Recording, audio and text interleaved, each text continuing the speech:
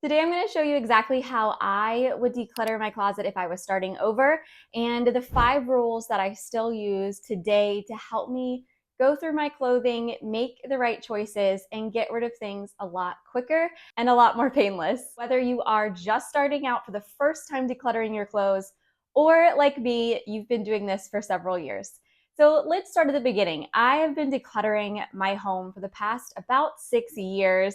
And it all started when I was just completely overwhelmed as a semi-new mom.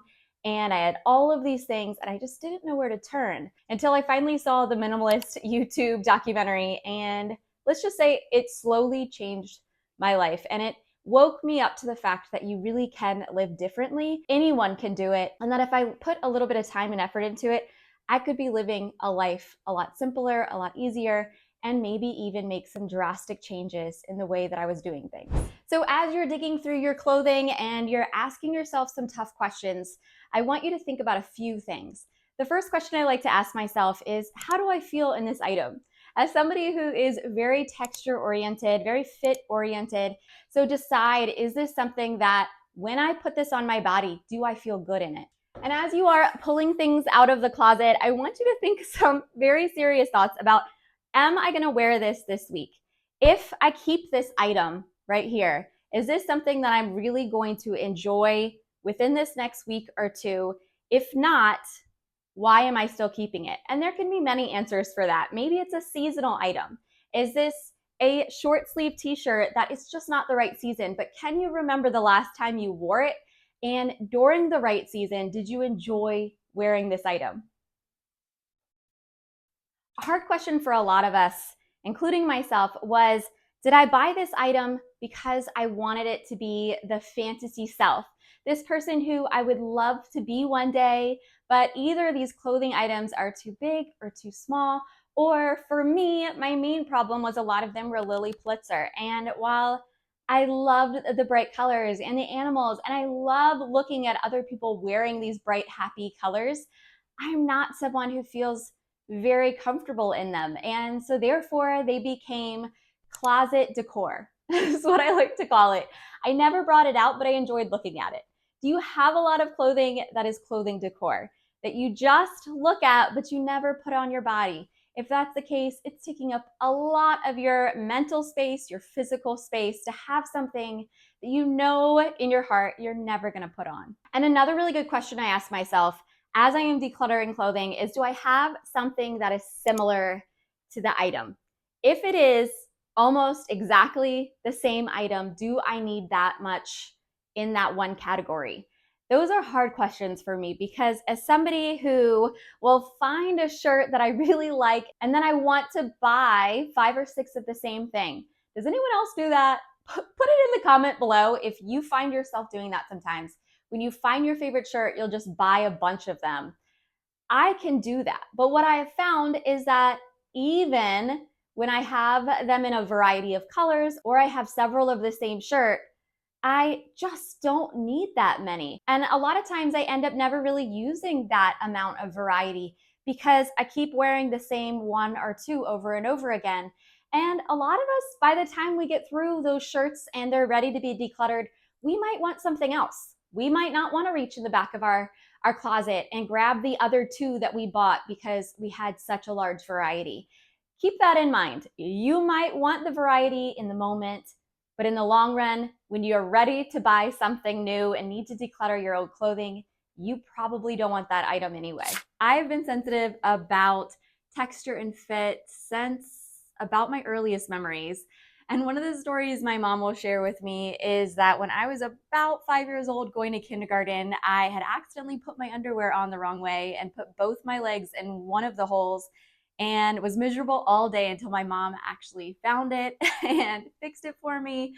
But ever since then, she remembers that I'm very sensitive about underwear, about bras. And so that's where today's sponsorship comes in, Parade. I have tried 2 new kinds, which is big for me because I really never switch up my underwear brand, but I decided to take a leap of faith. These Parade high-rise vintage brief. These are new cotton, which is a sustainable alternative. I still find these extremely comfortable, and they are also antimicrobial. They're just so light compared to any other underwear I've had before, where, especially cotton underwear, you can always see a pretty heavy line in any kind of pants or dress you're wearing. These, I've found you actually can't see an underwear line, and so I never have to wear the horrible thongs ever again. But another cut that I really enjoyed are the free comfort cotton boxers. I got them in 8-ball, and what I really liked about these boxers is that I can wear them to bed.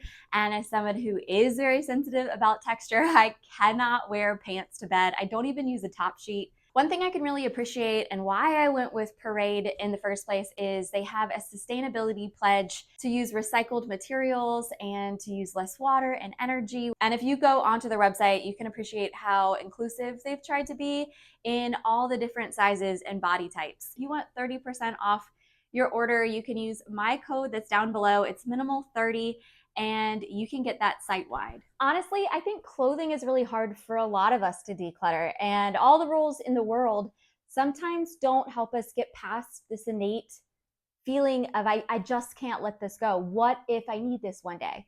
How do we overcome that barrier? The best thing for me to do is to have a maybe bin.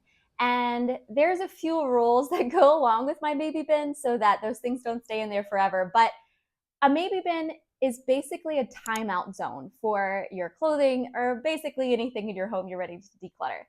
And for me, I have memory issues where often I don't remember the last time I wore a shirt. I don't remember the last time I put this on my body. And I might say, yes, it feels good. And I don't have a variety of this item. So why should I let it go? But I have this feeling inside of me that maybe this just isn't me, but I'm not sure. Have you ever been there before? If you have, a maybe bin can really help you.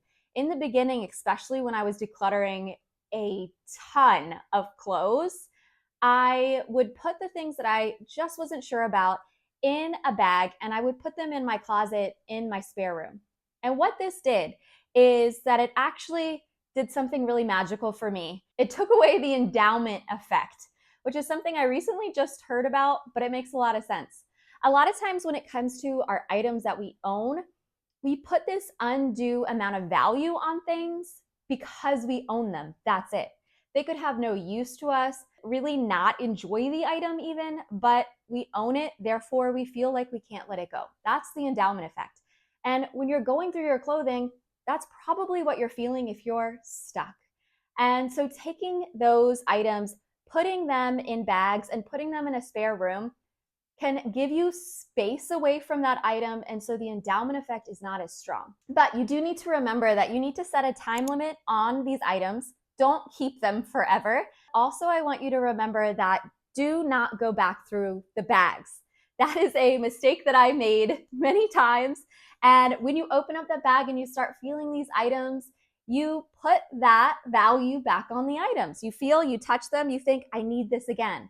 When in reality, we don't. We didn't look for it for months. We don't need it now. All right, so we are in the mood to declutter. We are in our room. We are going through our categories. Fantastic. But as we're doing that, I want you to do something else, and that is I want you to sit in this moment and decide what you want for this room. What is your vision? Do you want less laundry? Do you want just the ability to move around your room a little bit easier? Do you want to be able to get rid of that chair you have in the corner that's full of clothing? Do you want to be able to close your drawers easily? Or for me to not have to do laundry and stuff things into the drawers and have to slam them shut and never know if the drawer is going to open back up? What's your vision for this room? This is a step I missed for a long time, and that's why I think the whole decluttering process took me longer, was because I didn't know what my end goal was going to be. What did I want the room to feel like?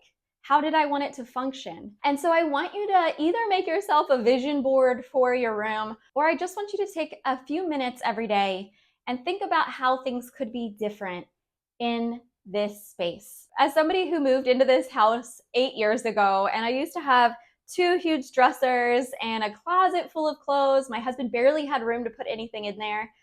I can tell you honestly that anything is possible, but you have to have the vision and you have to take little parts of your life and declutter and spend that time being honest with yourself about what your goals are. And then really anything is possible. So for me, and probably still to this day, the largest variety of items that I have in my closet are sweaters. Sweaters are one of my favorite things. I love fall and winter and spring because I can pull my sweaters out and really thoroughly enjoy them. But there is something to be said about the amount of variety that you need of items. When you go into your closet, are you really using the variety where you have it? One of my biggest problems I realized when I was decluttering was that I had tons of jeans. And for whatever reason, I thought I needed jeans for every possible occasion that could ever happen where you would wear jeans. And let's just be honest here, I didn't wear most of them. I probably had between 15 to 20 pairs of jeans. I only know they didn't fit in my drawer, so then I had to get another drawer for just jeans. And yet I still only wore my favorite 2 or 3 over and over again. The other were just in case. And so the variety was in the wrong place. I realized that sweaters and basic tees are my favorite things to wear. So it makes sense for me to have a larger variety in that category. But to be clearly and very honest with yourself, what places in your closet do you really enjoy the variety you have, that you see yourself wearing them over and over again? And where do you have a large variety of items, like for me, the jeans, that you realize you're just not pulling them out, and you can identify your favorite 2 or 3 and very easily know you can get rid of the rest. I know that by getting rid of all of those excess jeans, that I found so much more peace with the space that I was in. I realized that I could have one small basket that holds all of my pants, and I knew that if I got more variety than this small basket, that I wasn't going to be any happier. That this basket set a really good limit for myself. Whether it's you have to make the hard call of getting rid of your dresser like I did and just going with baskets, or whether it's you want to cut down 2 drawers to just one, setting limits for your variety is a really helpful and healthy way to allow yourself the ability to let go and teaching your brain that life has limits. So now we're putting all of our things back. I want you to be so proud of yourself. Whether you got rid of one thing or 100 things from your closet, it doesn't matter. The fact is that you're questioning your closet now, and you're questioning your motives in keeping things. And that is the most important step to start your decluttering journey. As we are putting things back, I do want you to be very careful about something that I myself fell into, and that is you do not need to sell everything that you are getting rid of. And it will take away and suck the life and energy out of you if you try to sell every little thing. Unless you are somebody who is a queen of selling things and that is your jam, it will waste your time and energy. I really never sell anything anymore, whether it's a high ticket item or not. But when I was first starting out and I was trying to sell all of these things, I realized that I stopped decluttering because I did not want to have to go online and list things anymore or wait for people to come pick them up or ship them.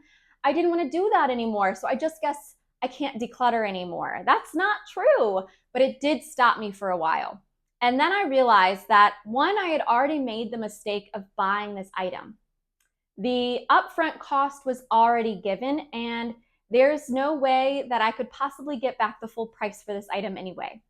The second thing is that I needed to acknowledge that I had made a mistake, but that I could, one, forgive myself for that mistake that I had bought in never using this item or not needing this item, but I could also learn from this experience. I didn't need this variety. I didn't need this many in this category, or I didn't like this cut and fit of this piece of clothing, and I'm not going to do that again.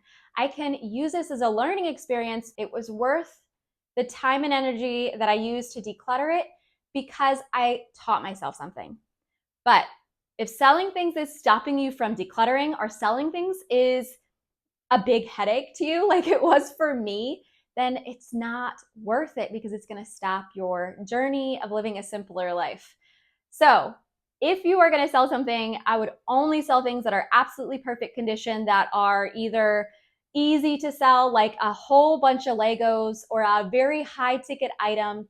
And then I want you to remember the endowment effect, that we put a higher price on things only because we own them. And that if you're trying to sell an item for basically full price or even half price, you're going to be trying to sell that item for a long time, and that is going to slow you down. But if you enjoy learning about decluttering, I would love for you to join us here on Minimal Ease by subscribing. And of course, if you're decluttering here with us, throw a heart emoji down below. But if you've enjoyed this video and want to learn more about decluttering, then please click on one of these videos right here, and I wish you guys all the very best.